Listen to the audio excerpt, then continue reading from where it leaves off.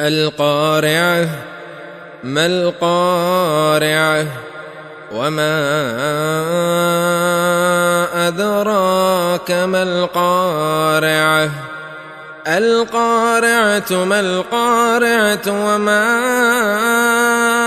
أدراك ما القارعة.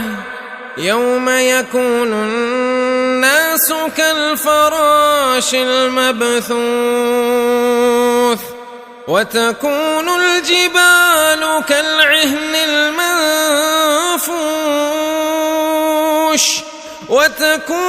الجبال كالعهن المنفوش